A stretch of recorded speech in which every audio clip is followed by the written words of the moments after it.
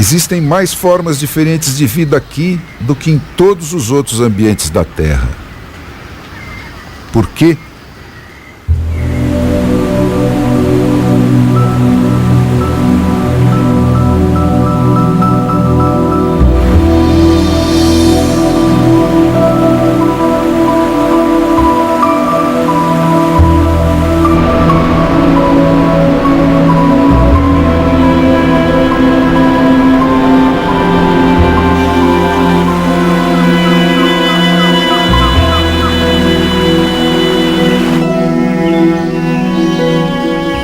A floresta é um organismo vivo.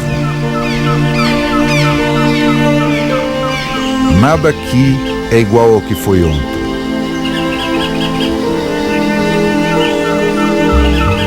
Tudo está em evolução.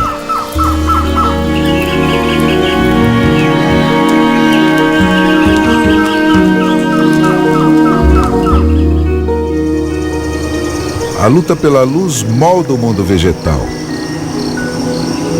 Nesta região de vales e montanhas, com faces apontadas para todos os quadrantes, há um regime de incidência de luz diferente quase para cada metro quadrado de chão.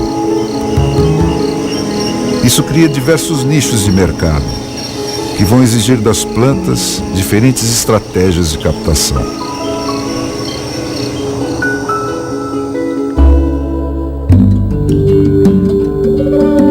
Foi através de ensaio e erro, adaptação ou morte, que cada tipo de vegetação aprendeu a encontrar a configuração adequada ao seu lugar na floresta. A longo prazo, esse esforço de adaptação foi conduzindo a novas espécies. Os gigantes da Mata Atlântica precisam da luz direta do Sol.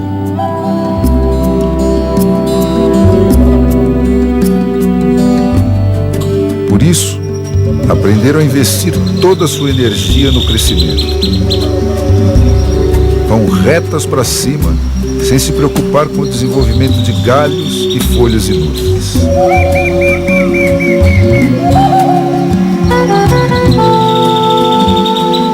Só depois de alcançar o dossel é que vão tratar de engrossar.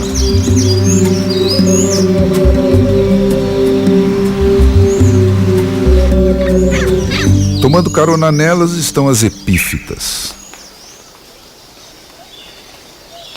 Milhares de variações. Algumas têm sementes dispersas pelo vento. Outras são levadas de árvore em árvore pelos pássaros.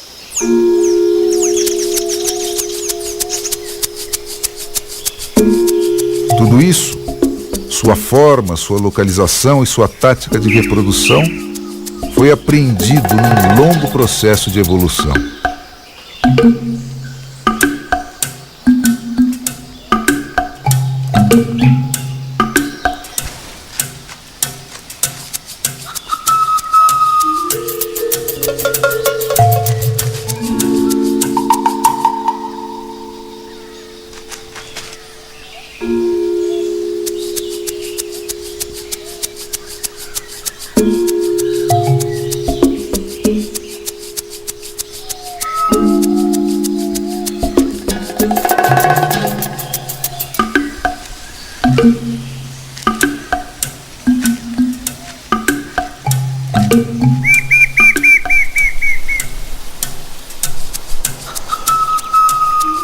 Na sombra do segundo andar, palmeiras e samambaias produzem folhas quase transparentes.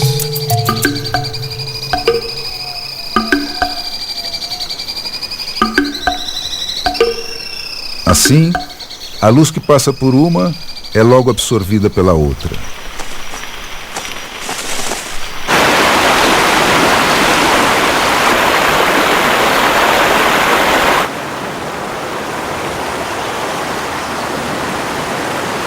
As trepadeiras buscam apoio em qualquer coisa que as leve para mais perto do sol. Distribuem suas folhas em roda, de modo que uma não faça sombra sobre a outra e consigam captar luz a qualquer hora do dia.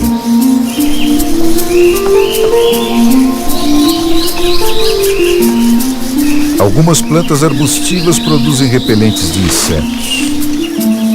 Outras não. Investem na produção de folhas sem se preocupar com estratégias de defesa. Deixam-se comer e produzem mais e mais folhas para substituir as estragadas.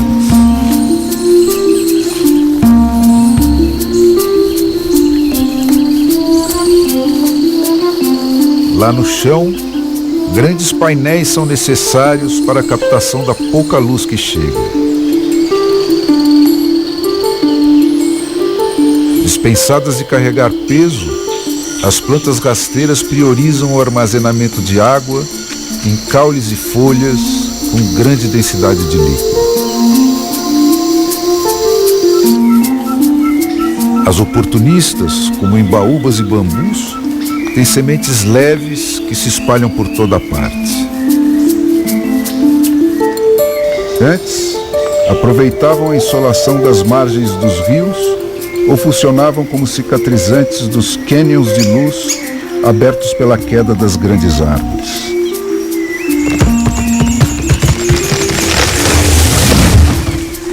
Com as derrubadas, estão cada vez mais presentes.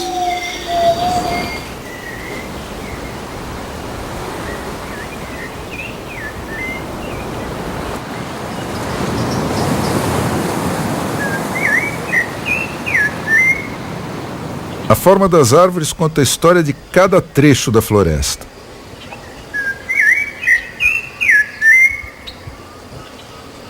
O regime mais racionado dos espigões, o excesso de água das baixadas, os anos de seca ou de chuva abundante, tudo fica registrado nos meandros mais ou menos tortuosos dos seus galhos.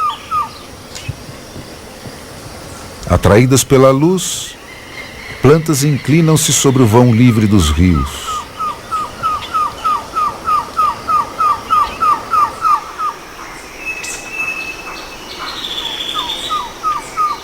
A queda de uma grande árvore abre uma nova janela de luz no teto da mata e desvia o rumo anterior do crescimento das suas vizinhas.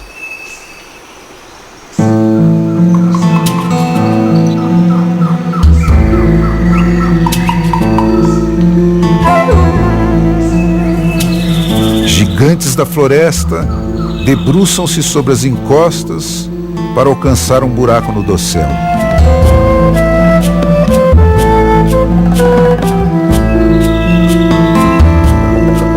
São massas enormes que se deslocam, desencadeando um progressivo jogo de pesos e contrapesos que vai demandar das raízes complicadas amarrações para mantê-los equilibrados.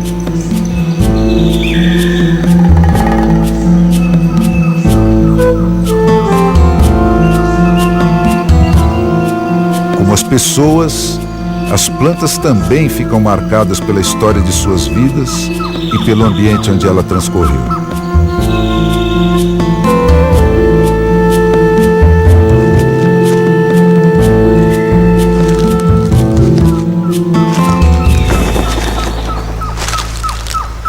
Os demais seres vivos também é assim. A necessidade e a floresta vão desenhando os animais, que depois vão redesenhar a floresta.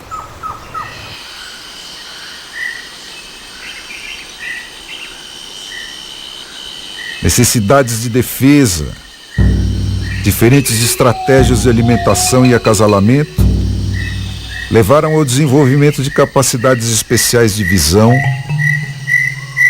a adaptação de formas e cores ao ambiente, a formas diversas de vocalização, ao desenvolvimento de aptidões físicas especializadas e, finalmente, ao domínio dos diferentes níveis da floresta por diferentes espécies animais. Nos beija-flores, o coração é quase 1/3 do peso total da ave. É o motor necessário para sustentar as altíssimas rotações em que essas pequenas máquinas funcionam.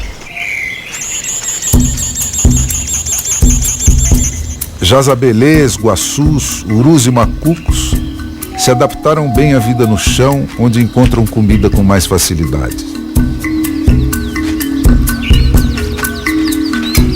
Nesse ambiente cheio de obstáculos, o voo passou a ser um recurso só para emergências. E o corpo dessas aves foi mudando. O macuco é a ave que tem a menor relação entre tamanho do coração e volume do corpo. Mas aqui embaixo, há ainda mais predadores do que lá em cima. Assim, ele teve de se transformar num mestre da sutileza e do cuidado. Estudos indicam que até o seu pio pode ter sido alterado ao longo da evolução para aumentar o seu arsenal de medidas defensivas. Hoje, ele se propaga de tal forma que só outro macuco consegue localizar com precisão de onde ele partiu.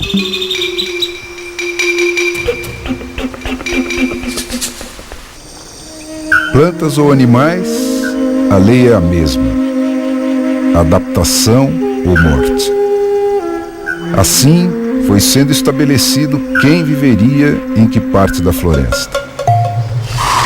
O chão é dos muito atentos ou dos muito fortes.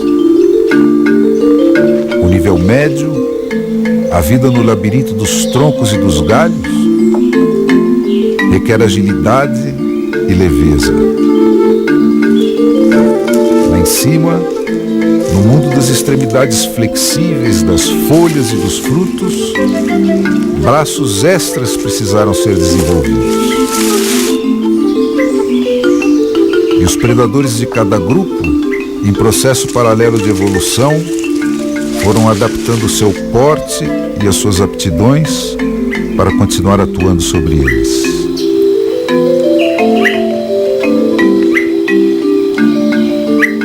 Outro recurso que não se despreza no permanente desafio da luta pela vida na Mata Atlântica é a escuridão.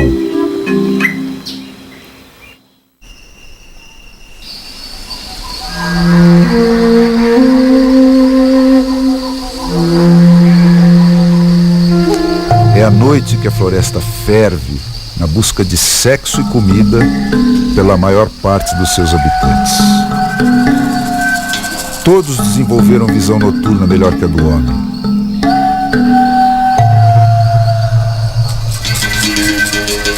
Mas como conseguem se orientar quando a escuridão é total? O chão da floresta é todo cheio de caminhos. Alguns animais usam sempre os mesmos, de dia e de noite. Eles passam diariamente por eles e vão limpando o trajeto de pequenos obstáculos. Esses carreiros passam a ser também trilhas de cheiro, através das quais eles podem se orientar no escuro. Mas o que será que acontece no pânico da fuga? Eles fogem pelos carreiros? Ou a descarga de adrenalina dispara corridas cegas pela noite aos trancos e barrancos?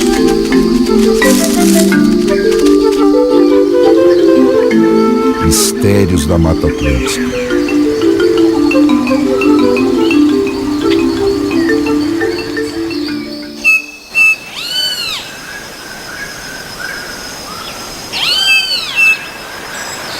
Mas nem todos estão suficientemente aparelhados para enfrentar a escuridão. Quando a noite cai, o macuco trata de buscar proteção.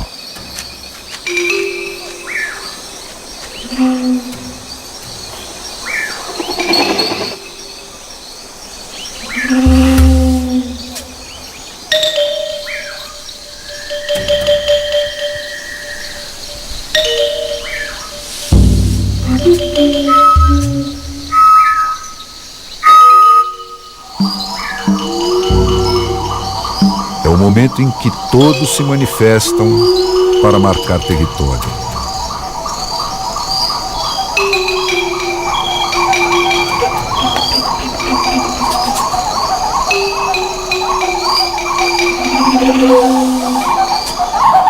Como todo mundo na natureza, o macuco leva uma vida de fugitivo. No puleiro, evita até evacuar para não denunciar a sua posição. E precisa mudar de endereço constantemente. Lá no alto, a sua segurança é relativa. Aqui, todos os predadores sabem subir em árvores.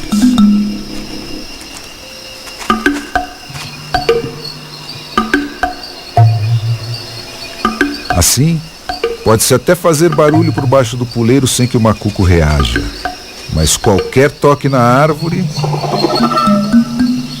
desencadeia a fuga.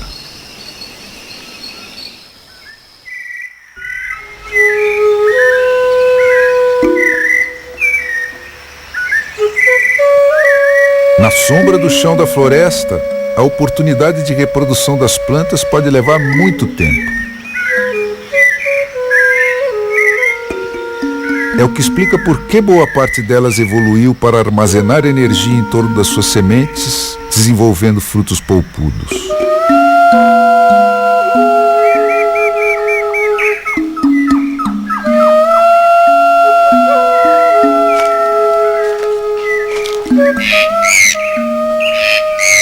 Essa polpa não tem papel direto no processo de multiplicação da planta.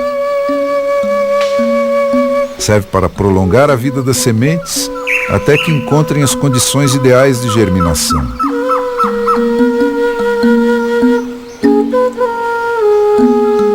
E também para atrair os animais que vão disseminá-las pela floresta.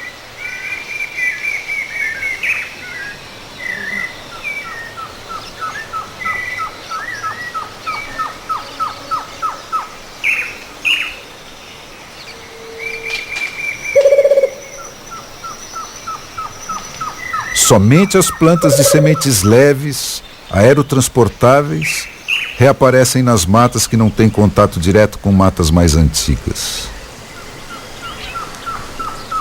As de sementes pesadas não conseguem mais migrar até elas. Por isso, correm maior risco de extinção.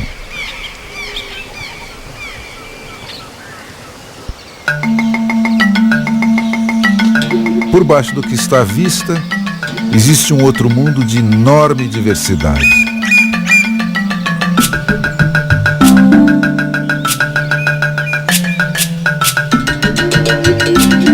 Além dos milhões de bactérias invisíveis, existe uma tal variedade de fungos aqui que esse grupo sozinho tem mais representantes que a soma de todas as plantas da Mata Atlântica e dos outros biomas brasileiros somados. Eles são formas de vida super especializadas.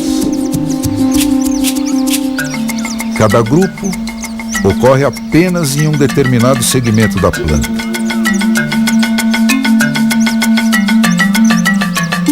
Há também os especialistas em decomposição. Mas a maioria dos fungos ajuda as plantas a viver e a se proteger. São atores coadjuvantes essenciais a todas as funções vitais da planta.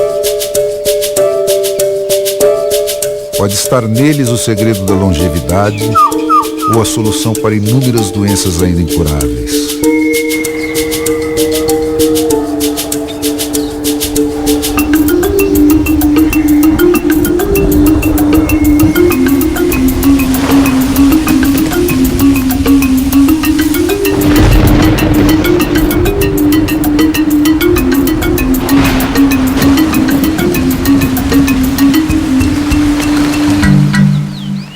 A fome põe disciplina no mundo animal. Como os que estão sendo caçados só continuam a existir porque sabem fugir do que os estão caçando, não tem almoço grátis. Também na natureza é preciso trabalhar muito para comer. E quem fracassar por muitos dias nessa tarefa, vai enfraquecendo até se transformar num candidato preferencial a ser caçado. Caçar e ser caçado está no código genético de todos os seres vivos, o homem inclusive. A evolução tratou de atrelar a capacidade de multiplicação de cada animal à sua posição na cadeia alimentar. Na base estão os mais caçados. São os que produzem as maiores proles e também os mais descuidados com a sua proteção.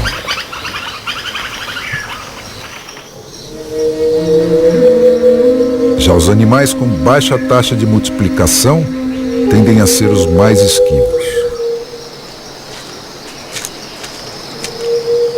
Como as pacas, que só saem das suas tocas nos períodos de mais completa escuridão.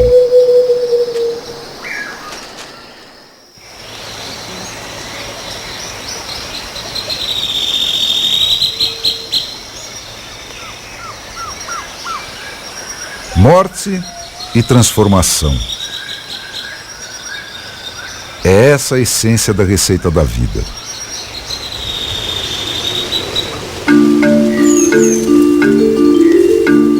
Existe uma cadeia alimentar da qual todos os seres vivos fazem parte. É ela que mantém as populações em equilíbrio. Os organismos produtores, as plantas, fabricam o seu próprio alimento. Os consumidores, herbívoros ou carnívoros, se alimentam de plantas ou de outros animais. Existem os carnívoros secundários, os terciários e assim por diante, que se alimentam até de outros carnívoros. E acima de todos, junto com os porcos e as aves de rapina, estamos nós, os onívoros, que comemos tanto organismos produtores quanto consumidores. À espera de todos estão os decompositores. Insetos, bactérias e fungos desagregam as moléculas que um dia compuseram os corpos dessas plantas e animais mortos. Eles as devolvem à terra para que possam ser reabsorvidos por plantas e animais vivos. Nada se perde, tudo se transforma. Os componentes inertes do sistema também estão passando por processos de reciclagem que vão transformá-los em elementos que poderão ser utilizados na continuação da vida. Cada pequeno córrego que corta a grande muralha da Serra de Paranapiacaba é um ramal do sistema de captação das águas produzidas pelos ciclos de evaporação e chuva que sustentam a exuberância vegetal da Mata Atlântica.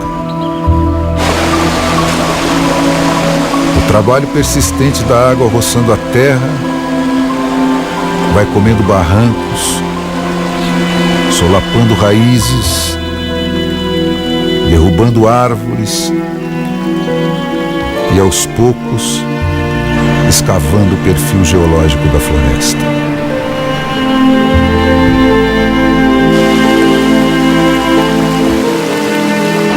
É através deles que vai começar a corrida dessas águas em direção ao mar.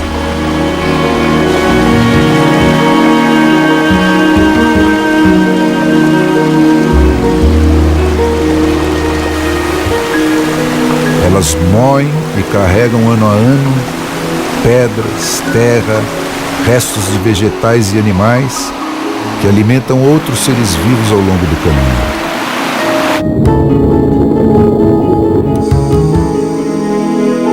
Depois de descer a serra, esses detritos reduzidos a pó vão abastecer os oceanos de nutrientes para o fitoplâncton, elo primário da cadeia alimentar. E todo o ciclo recomeça. Tudo acaba sendo reduzido às mesmas partículas essenciais que se articulam e rearticulam de infinitas maneiras. Isso quer dizer que um átomo de carbono, que hoje faz parte da pele que cobre essa mão, já pode ter sido parte de uma folha, da carcaça de um dinossauro ou até mesmo de uma pedra.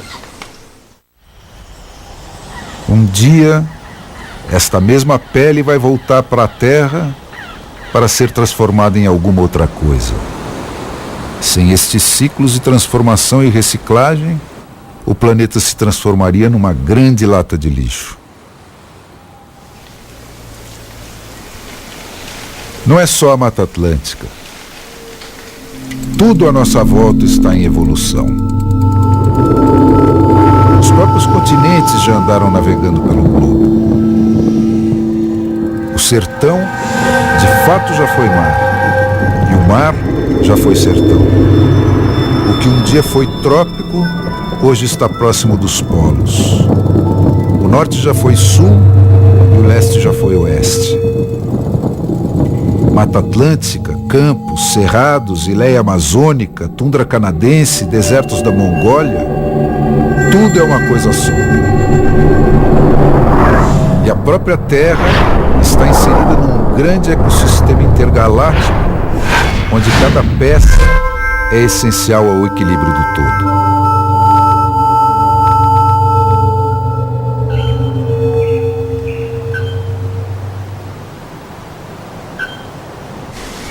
A criação dos macucos começa entre os meses de agosto e novembro.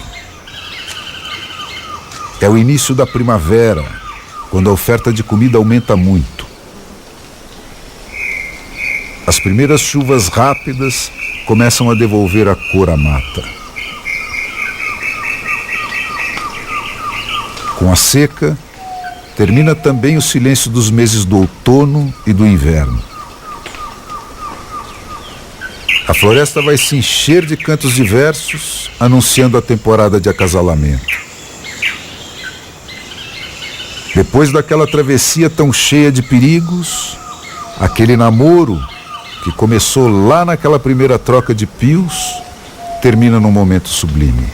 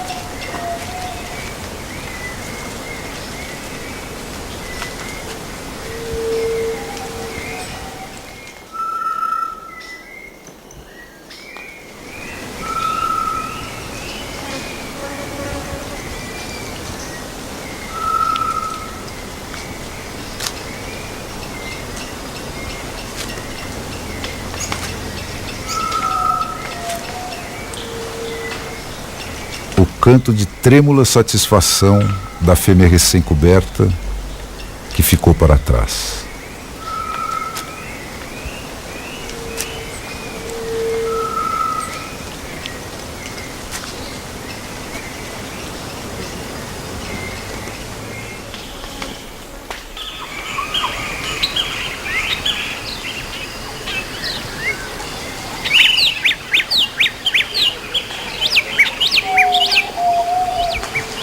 A floresta está toda dividida em territórios delimitados. Existe uma espécie de lei econômica que rege a sua ocupação pelos diferentes animais e plantas. Pássaros, répteis e mamíferos de todos os tamanhos convivem numa mesma área em grupos contados de machos e fêmeas. As quantidades são estabelecidas pela disponibilidade de comida e pelas táticas de reprodução.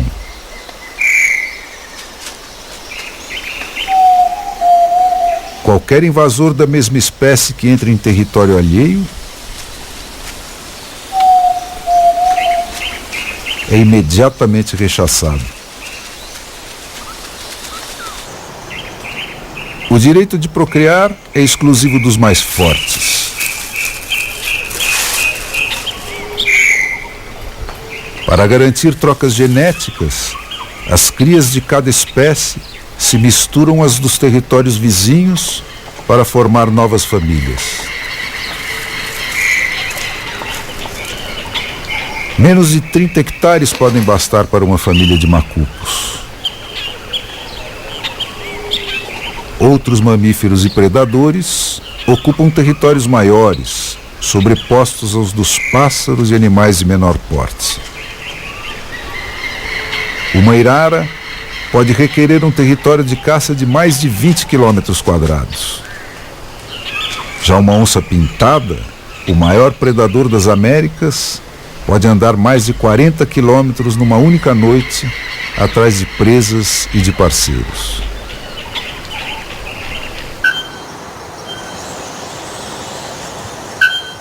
Em ambientes ecologicamente saudáveis, o aumento da população de uma espécie aumenta também o número dos seus predadores. Esse mecanismo, que condiciona o tamanho das populações à capacidade da área em que elas vivem de repor o que é necessário para sustentá-las num ciclo anual, é que define o conceito de sustentabilidade.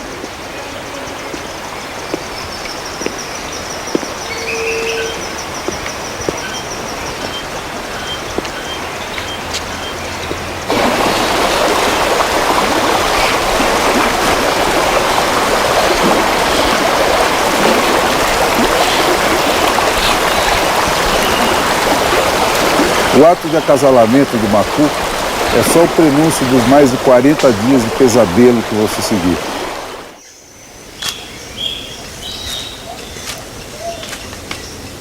Para aumentar as chances de perpetuação da espécie, é o macho que choca os ovos. Depois de construírem o ninho juntos, a fêmea sai à procura de um novo parceiro para garantir mais uma postura.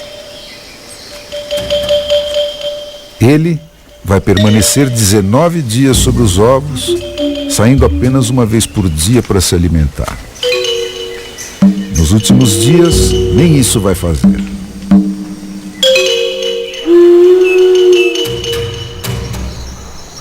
E durante esse tempo todo, vai ficar exposto dia e noite aos predadores. E as ameaças serão muitas.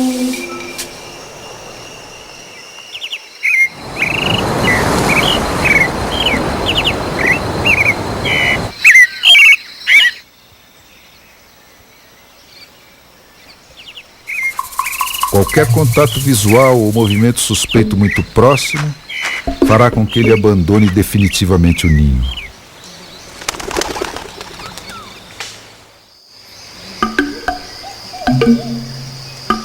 Se sobreviverem, entre o 19º e o 20º dia, os ovos serão picados e os filhotes nascerão.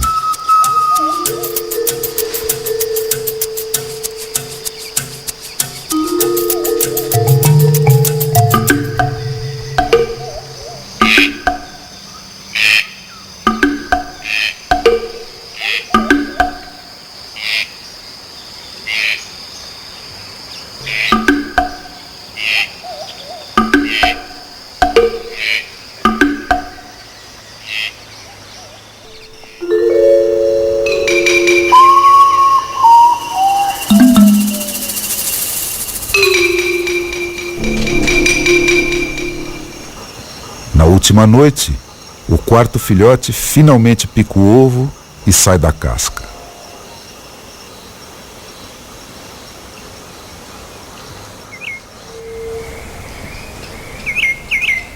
Agora, a família está completa. E o perigo será redobrado.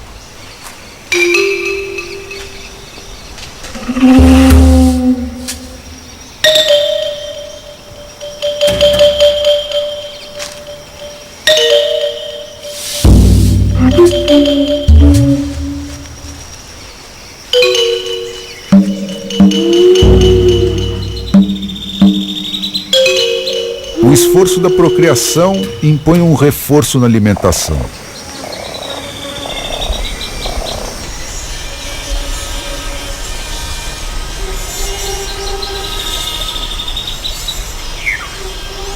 Por isso, de insetos a carnívoros, a ação predatória chegará ao auge neste período em que pais e filhotes estão mais vulneráveis.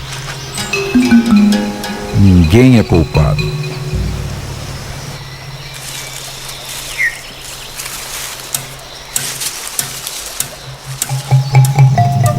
Qualquer vacilo é morte certa.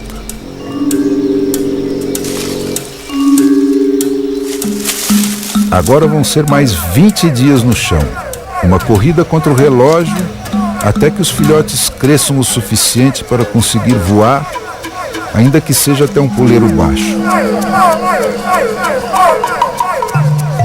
Se algum deles falhar nesse primeiro voo, dificilmente sobreviverá.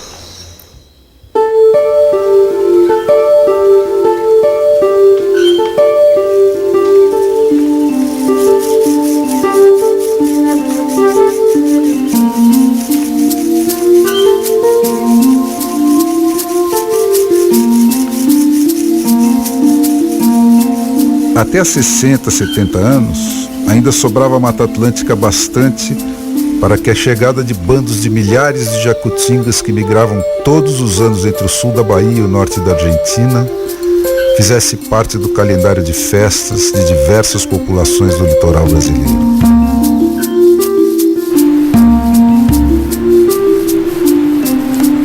Como vinham fazendo há 50 milhões de anos, elas acompanhavam as temporadas de produção das diversas fruteiras do mato, que com as variações de latitude e temperatura, cobriam o ano inteiro.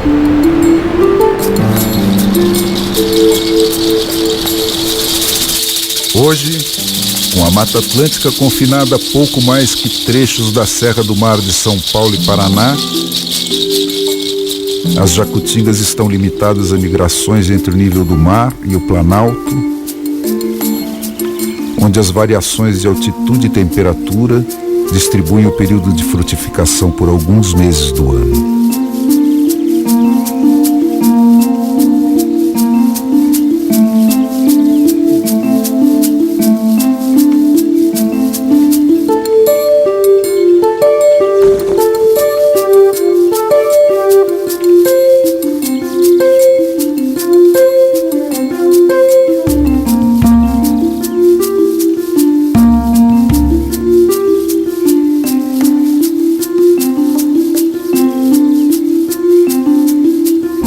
Podemos ser a última geração a conviver com elas.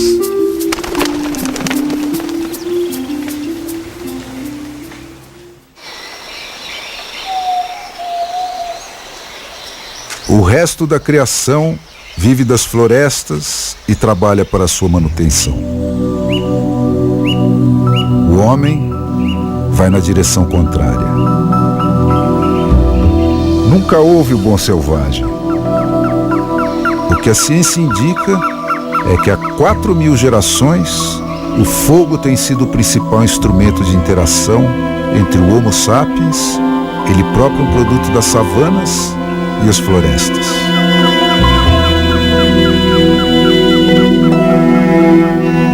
Há apenas 13.000 anos, nossos ancestrais estavam domesticando as 12 espécies vegetais e 5 animais, com as quais até hoje atendemos mais de 80% das nossas necessidades. Desde então, vimos empurrando tudo mais que vive no planeta para abrir espaço apenas para aquilo que elegemos para nos sustentar.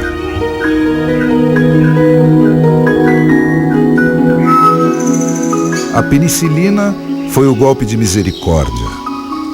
Libertou-nos de vez da lei de seleção natural. A partir daí, o homem passou a se multiplicar nas proporções de uma praga. E cada nova vitória da medicina piora a situação.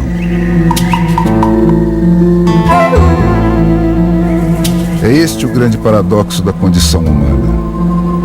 Quanto maior o sucesso do nosso desempenho como espécie, maior será a ameaça que pesará contra a continuação desse sucesso. E não há respostas fáceis para esse dilema. Com ou sem um discurso verde, o problema ambiental é cada um de nós.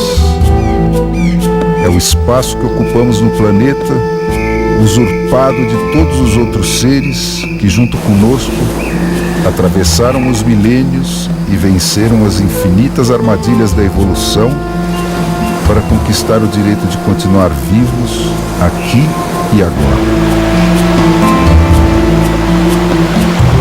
Na crescente solidão da paisagem uniforme de que nos vamos cercando, temos trabalhado como loucos para destruir o sistema que tornou a nossa própria existência possível.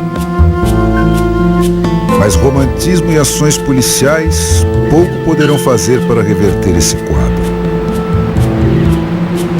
Os abatedouros industriais e a comida sem sangue dos supermercados não anulam a nossa condição essencial de presas e predadores, e continuamos fazendo parte da mesma cadeia alimentar que sempre amarrou uns aos outros todos os seres vivos e vem sustentando a renovação dos ciclos da vida. Mas nós somos também o único animal que pode mudar o seu próprio destino. Para que possa frutificar, esse nosso propalado amor à natureza tem de ser integralmente consumado. Temos de nos reeducar para voltarmos a ter intimidade com aquilo que resta dessa natureza essencial. Temos de reviver o ritual da nossa relação orgânica com o resto da criação. Temos de reaprender com ela a aplicar mecanismos econômicos para induzir a distribuição de espaço e populações de forma sustentável.